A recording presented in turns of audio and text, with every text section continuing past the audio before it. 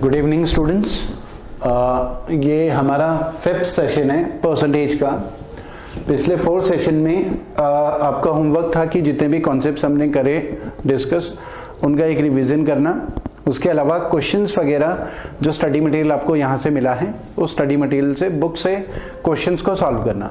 ठीक है, उम्मीद है कि आप लोगों ने काफी क्वेश्चन सॉल्व करे होंगे। नेक्स्ट सेट ऑफ क्वेश्चंस हम परसेंटेज से रिलेटेड डिस्कस करेंगे आज। सिंपल क्वेश्चंस हैं जिसमें हम कॉन्सेप्चुअल क्लैरिटी में के लिए काम कर रहे हैं ताकि हम क्वेश्चंस को बिना पेन चलाए या कम से कम पेन चला के सॉल्व कर सकें। ठीक है, क्वेश्चन नंबर 1 देखते हैं। A vendor sold 60% of apples and had to throw away 15% of the remainder. Next day ही sell 50% of the remaining apples and throws away the rest. हमें बताना है कितने परसेंट एप्पल्स वेंडर ने थ्रो करे हैं, ये कैलकुलेट करना है। यहां पर देखिए डेटा कुछ भी गिवन नहीं है, जो भी है सब कुछ परसेंटेज में है। अब पूछा भी क्या है, परसेंटेज। तो हम ऐसा कुछ कर सकते हैं कि एप्पल्स का नंबर कुछ एज्यूम करके चलें। फॉर एग्जांपल 100 एज्यूम करके चलें।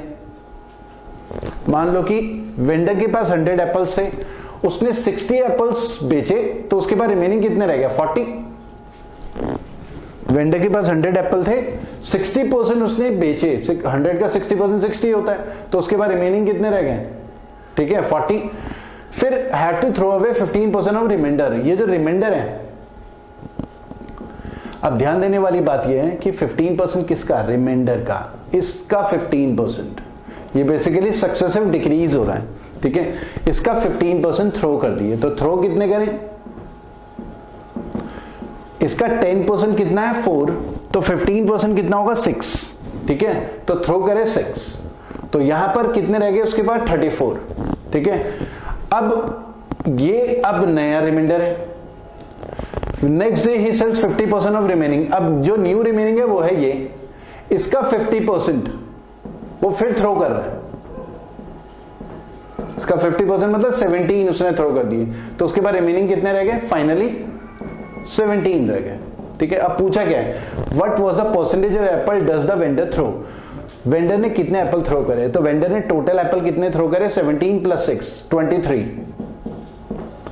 तो आउट ऑफ 100, टोटल तो उसके बाद 100 थे, तो 100 में से उसने 23 थ्रो करे हैं, तो हमारा आंसर होगा 23%, क्योंकि 23 100 का कितना है? 23% है।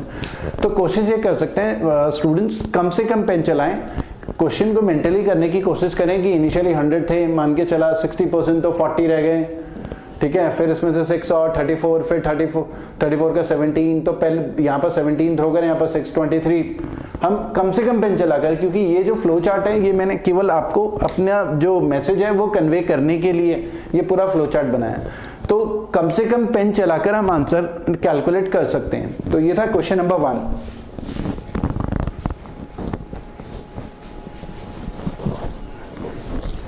क्वेश्चन नंबर 2 में आते हैं। Question number 2, there are several marbles in a box, 20% of them are red, 15% of the rest. Percentage में बेस बहुत इंपॉर्टेंट होता है, बेस में हमेशा ध्यान देना है। ठीक है, तो हमारे पास फिर से सब कुछ परसेंटेज में है, वैल्यू कुछ भी गिवन नहीं है कहीं भी। तो हम क्या करेंगे, फिर से मार्बल्स को कुछ एज्यूम करके चलेंगे। मान लो कि टोटल मार्बल्स है 100। ठीक है, 100 में से हमें बोला है कि 20% रेड है। रेड 20% मतलब 20 रेड हो गए। रिमेनिंग कितने रह गए? 80 मार्बल्स रिमेनिंग है। 100 में से 20 हटा दें तो रिमेनिंग है 80 मार्बल्स। अब वो बोल रहे हैं कि 25% ऑफ रेस्ट आर ग्रीन। ये जो रेस्ट है इसमें 25% ग्रीन है, इसमें 25% ग्रीन है। तो ध्यान देना कि इस 25% का बेस है रेस्ट, टोटल नहीं है। तो रेस्ट का 25%, इसका 25% कितना हुआ? 20। ठीक है, तो पूछा क्या है? What percentage of marbles in the box are green. तो बॉक्स में कितने मार्बल्स ग्रीन है? ये जो हमारा था 25% रेस्ट आर ग्रीन, तो ये ग्रीन मार्बल्स थे। तो ये जो टोटल था, टोटल में से 20 ग्रीन मार्बल है, तो हमारा आंसर होगा 20%। दोबारा से आप समझ सकते हैं कि परसेंटेज में सब कुछ डेटा गिवन था, एक्चुअल डेटा गिवन नहीं था, तो हम कुछ नंबर एज्यूम करके चीजों को समझ सकते हैं। इनिशियली मार्बल 100 एज्यूम करा और 20% रेड मतलब 20 रेड थे। रेस्ट 20% ऑफ रेस्ट कितना रह गया? 80, क्योंकि 20 रेड है। अब 80 का 25% ग्रीन है, 25% होता है 1/4, फ्रैक्शन में अगर हम बात करें 1/4, जो स्टार्टिंग के सेशन में थे परसेंटेज के, उसमें हमने डिस्कस करा था, तो 1/4, इसका 1/4 कितना हुआ 20, तो 20 ग्रीन है, तो ओवरऑल 100 में से 20 देखें तो 20%।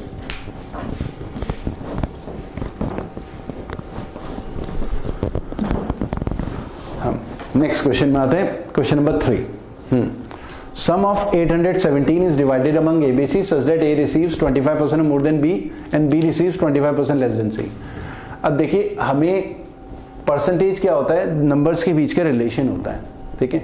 हमें ABC में डिवाइड करना है 817 को, तो हम क्या कर सकते हैं, पहले अगर हम इनका रेशो निकाल लें कि ABC में क्या रेशो है, किस रेशो में ABC तीनों है, तो 817 को उसी रेशो में डिवाइड कर देंगे।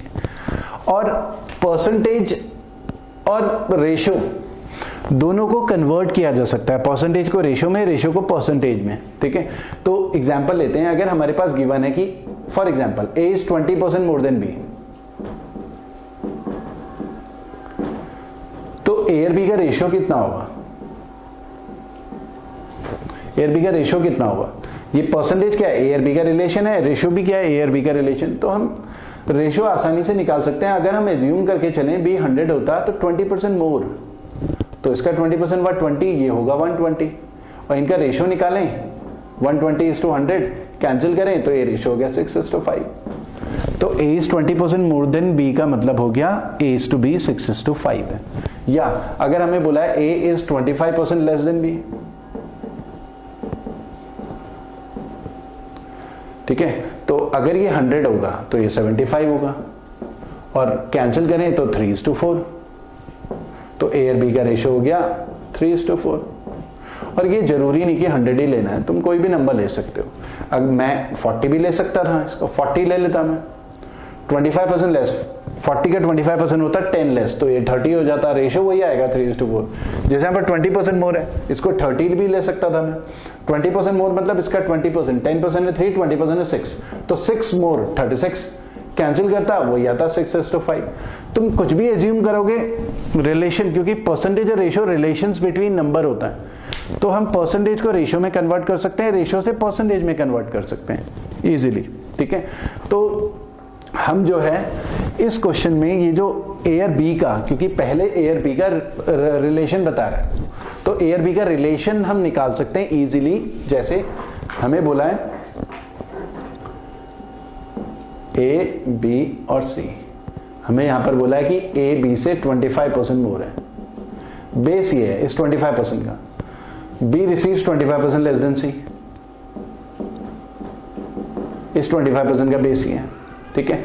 तो हम क्या कर सकते हैं, हम C को अगर एज्यूम करते हैं तो उससे B की हेल्प से B की वैल्यू निकल सकती है, B की हेल्प से A की वैल्यू निकल सकती है। एक तरीका तो ये है हमारे पास, या हम सीधा रेशो निकालें A/B का, पहले केवल इन दोनों को देखें, A और B का रेशो कितना हुआ, ठीक है। अगर B 100 होता है तो A 125, तो रेशो हुआ 5:4, 100 लेने पर 25% मोर 125 होगा, तो A/B हमारा हो गया 5:4।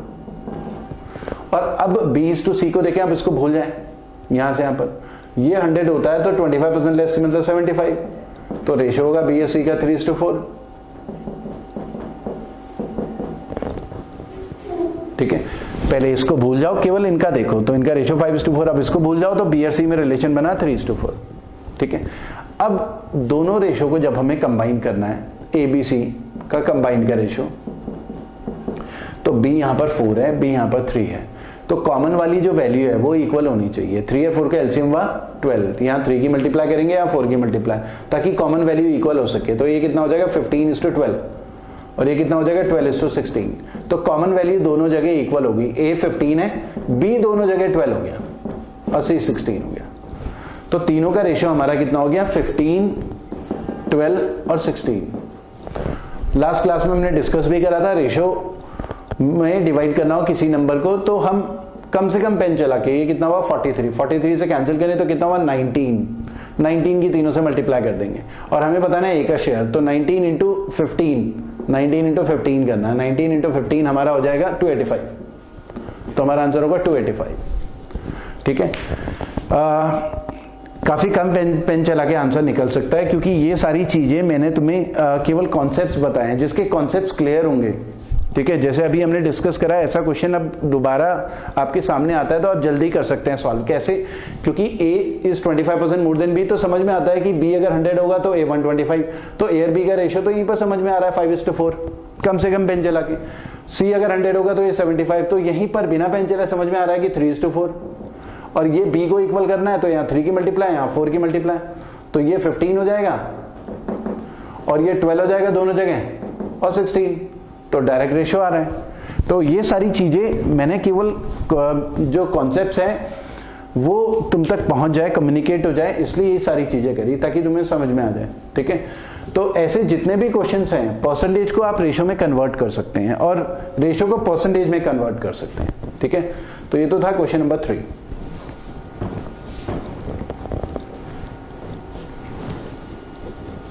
आपको कोई भी डाउट होता है मैसेज में, जो आपका बैच है, बैच में जो मैसेज वाला ऑप्शन है, मैसेज में जाके आप टाइप कर सकते हैं जो भी आपके डाउट है। ठीक है, आपके डाउट्स वगैरह मैं क्लियर कर लूंगा, वरना आप वीडियोस दोबारा देखकर रिसर्च करके खुद से ब्रेनस्टॉर्मिंग करके खुद से समझ सकते हैं कि ये क्या चीज है, परसेंटेज या रेशियो। और पुराने वाले जो बेसिक्स के परसेंटेज के हमारे वीडियोस हैं, सेशंस हैं, उनको भी रेफर कर सकते हैं ताकि कॉन्सेप्ट्स क्लैरिटी अच्छे से बन जाए तुम्हारी। ठीक है, क्वेश्चन नंबर 4 में आते हैं। Reduction of 20% of price of a rice would enable a purchaser to obtain 4 kg more than 400. ये बहुत सिंपल क्वेश्चन है, 5-6 सेकेंड में इजीली सॉल्व हो सकता है। ठीक है, मैक्सिमम 10 सेकेंड लगेंगे, लेकिन वो तभी हो पाएगा जब हम इसमें बेसिक्स थोड़ा सा डिस्कस कर लें। फॉर एग्जाम्पल, जैसे मान लिया 5 रुपीज, 5 रुपीज का पेन है मार्केट में और 40 पेन में खरीद के ला रहा हूं, तो मार्केट में मेरा खर्चा रहेगा 200 रुपीज। ठीक है, ये प्राइस है, ये नंबर ऑफ आर्टिकल है या पेन है, और ये एक्सपेंडिचर है। ठीक है, ये पहला केस था मान लिया। अब इन केस मार्केट में मैं अगले दिन गया तो मैंने देखा प्राइस 20% रिड्यूस हुआ। 5 रुपीज का 20% कितना हुआ?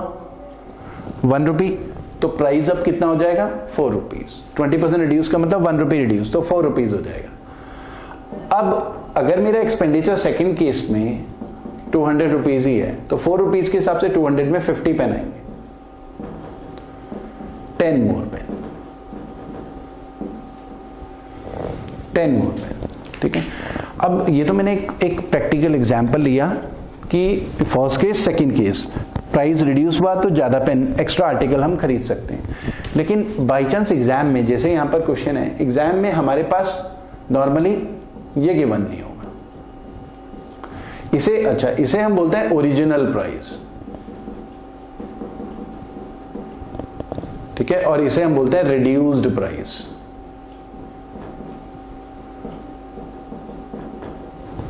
Reduced price. हम क्या कर सकते हैं, जब भी हम जितना प्राइस रिड्यूस हुआ 20%, और ये जो एक्स्ट्रा आर्टिकल खरीद पा रहे हैं उसको जब भी इक्वल करेंगे, 20% इक्वल टू 10 पेन यहां पर, तो 100% 20% से 100% कैसे जाएंगे? 5 की मल्टीप्लाई करके, 100% इक्वल टू 50 पेन। तो ये हमेशा ना सेकेंड केस के आर्टिकल आएंगे, सेकेंड केस ये वाला की, ये 100% हमेशा सेकेंड, इन दोनों को इक्वल करके जो 100% मिलेगा सेकेंड केस का आएगा। ठीक है, मतलब हम क्या कर सकते हैं, क्योंकि हमारे पास ये डेटा तो पता नहीं था, हमारे पास केवल क्या था, 200 रुपीज था। हमारे पास ये चारों, ना प्राइस है ना कुछ है, बस ये पता है कि ये 20% रिड्यूस हुआ, ये पता है कि 10 ज्यादा। हमने इन दोनों को इक्वल करा, 100% 50 आया तो 50 पेन, 10 ज्यादा तो पहले 40 पेन, 200 रुपीज में 40 पेन तो प्राइस 5 रुपीज, 200 रुपीज में 50 पेन तो प्राइस 4 रुपीज। हम इस तरीके से कैलकुलेट कर सकते हैं। ठीक है, सेम यही कॉन्सेप्ट हम इसमें भी अप्लाई कर सकते हैं। वैसे हमारे पास एक और तरीका ये है कि जब भी प्राइस 20% रिड्यूस होगा, अगर हम सामान एक्स्ट्रा ना लें, 40 पेन ही रहें, तो हमारा ना सेविंग्स भी 20% होती है। जैसे एग्जाम्पल,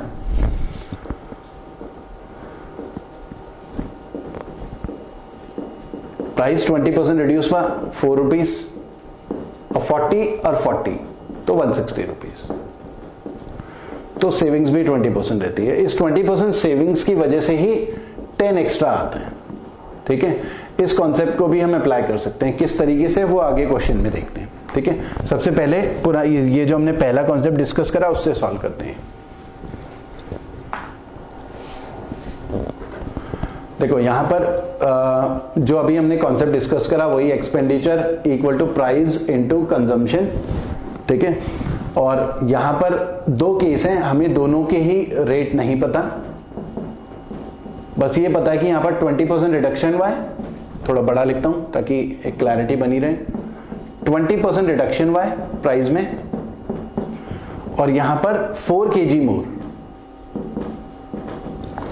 और टोटल एक्सपेंडिचर 400 रुपीज है। 400 टोटल एक्सपेंडिचर 400 रुपीज है। हमने अभी डिस्कस करा था कि 20% 4 kg के बराबर 4 kg, 100% निकालेंगे तो हमेशा सेकंड केस का की क्वांटिटी आएगी। तो 5 की मल्टीप्लाई करें तो 100% इक्वल टू 20 kg, तो ये 20 kg। तो बेसिकली इतना पेन चलाने की जरूरत होती नहीं है, हम सीधा 4 kg को किसके इक्वल करेंगे, ये जो 20% है इसके, तो 100% हमें दिख रहा है, सीधे 5 की मल्टीप्लाई तो 20 kg। तो ये सेकंड केस की क्वांटिटी है कि बाद में 20 kg, पहले 16 kg खरीद पा रहे। ठीक है, तो ये सेकंड केस की क्वांटिटी आई हमेशा, सेकंड केस। तो 4 kg मोर, तो इसका मतलब पहले 16 kg, पहले 16 kg। ठीक है, तो ये अब 20 kg। अब अगर हमें ये ओरिजिनल प्राइस निकालना है या रिड्यूस प्राइस निकालना है, तो हमें दोनों निकालना है। यहाँ पर reduce price, original price. Original price निकालना है तो ये कितना हो जाएगा, 400/16, 400/16, तो ये हो गया 25 रुपीज। और अगर हमें रिड्यूस प्राइस निकालना है, ये रिड्यूस प्राइस है, तो 400 ये हो गया 20 रुपीज। तो हमारा रिड्यूस प्राइस तो 20 रुपीज है और ओरिजिनल प्राइस 25 रुपीज है। ठीक है, एक तरीका तो ये है। दूसरा तरीका ये है, क्योंकि 20% रिडक्शन की वजह से हमारा जो सेविंग्स होगी इस 400 का 20%, 400 का 10% है 40, 20% होगा ₹80। तो ₹80 की सेविंग्स होनी चाहिए अगर एक्स्ट्रा सामान ना खरीदें। इसी सेविंग से हम 4 kg ज्यादा खरीद पा रहे हैं बाद में। तो 4 kg आ रहा है 80 रुपीज का, तो 1 kg आ रहा है बाद में 20 रुपीज का। तो रिड्यूस प्राइस डायरेक्ट भी निकल सकता है इसमें, और बाकी चीजें फिर इसी तरीके से कैलकुलेट हो जाएंगी। दोबारा से रिपीट कर देता हूं, बिना पेन चलाए भी इजीली कैलकुलेट किया जा सकता है। जैसे हम देखें 20% अगर सामान से हम मार्केट गए, हमने देखा सामान 20% सस्ता है, तो हम तो 400 रुपीज लेके गए थे, तो हमारी 20% सेविंग्स होंगी। 10% 40, 20% 80 रुपीज। 10% 40, 20% 80 रुपीज, 80 रुपए बचा के लाएंगे घर में। ठीक है, अब मान लो कि हमारे पेरेंट्स ने बोला कि नहीं 80 रुपीज बचाना नहीं है, उसका जो है चावल और खरीद के लाओ। हम दोबारा गए, वो 80 रुपए बचाए हुए थे, क्योंकि जितना घर वालों ने मंगाया था हम एक्स्ट्रा नहीं लाए, हमने देखा सामान सस्ता हुआ तो हम उतना ही लाए जितना मंगाया था, तो 80 रुपए बच गए। फिर हम 80 रुपए लेके दोबारा गए और 4 किलो और लेकर आ गए। तो बेसिकली 80 रुपीज 80 रुपीज में 4 kg आ रहा है, तो 1 का कितना हो गया 20 रुपीज। तो जो रिड्यूस प्राइस है बाद में वो 20 रुपीज पर kg हो गया। तो बाकी चीजें इसी तरीके से कैलकुलेट की जा सकती हैं, क्योंकि जब हमें एक वैल्यू पता होगी कि ये 20 है तो बाकी चीजें भी मिल जाएंगी। ठीक है, ये 20 है तो ये 20 kg हो जाएगा, और यहां पर ये तो पता ही है कि 4 kg मोर, तो ये 16 kg, और फिर ये 25 kg। तो सारी चीजें कैलकुलेट की जा सकती हैं। ठीक है,